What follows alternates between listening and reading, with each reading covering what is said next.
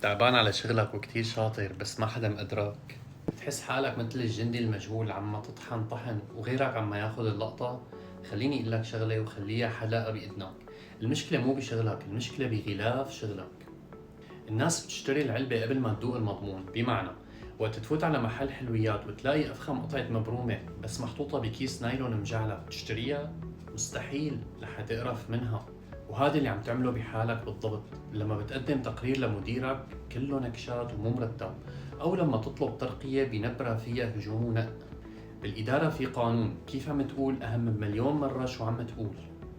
في موظف كان معنا شغله عادي كتير، بس لما كان يعرض أفكاره بالاجتماعات كان يرتب الكلمات كأنها لوحة فنية ويحكيها بثقة وهدوء.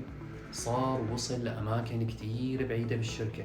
فالأسلوب هو المغناطيس. اوعك تدفن شطارتك بأسلوب ناشف، غلف تعبك بالأسلوب الصح لتشوف التقدير يلي بتستحقه. إذا حابب تتعلم كيف تبيع أفكارك بذكاء وتخلي الكل يسمع لك، تابعني وشاركوني بالتعليقات كم مرة راح تعبكم بسبب كلمة قالت بلحظة عصبية. بشوفكن الفيديو الجاي.